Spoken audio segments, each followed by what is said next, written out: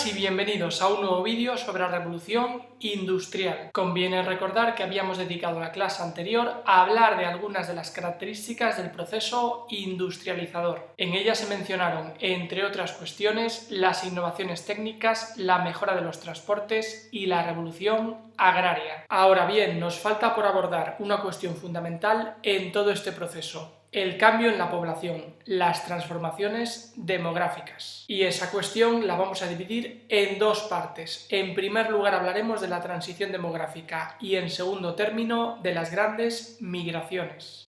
La transición demográfica.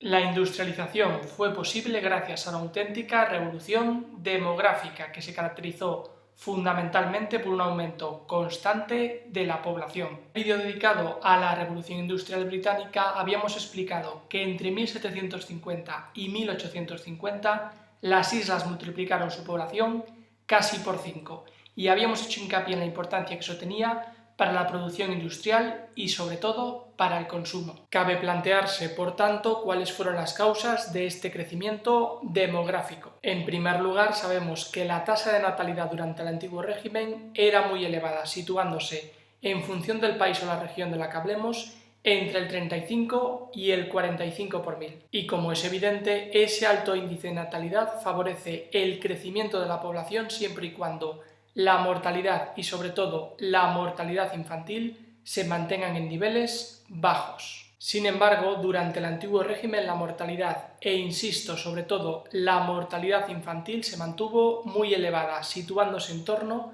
al 40 por mil. Sin embargo, a finales del siglo XVIII en Inglaterra y en el XIX en el resto de Europa, ese índice de mortalidad va a empezar a descender, situándose en torno al 20 por mil. Y sobre todo afecta, vuelvo a insistir, a la mortalidad infantil, que es la que más desciende en puntos porcentuales. Si bien siempre se ha hablado de 3 factores para explicar el descenso de la mortalidad: mejoras en la medicina, en la higiene y en la alimentación, hemos de hacer hincapié en este último, que está íntimamente relacionado con la revolución agraria. No en vano, si la producción agraria aumenta, la población estará mejor alimentada. Y una población mejor alimentada es menos propensa a sufrir hambrunas y también más resistente ante las epidemias y enfermedades.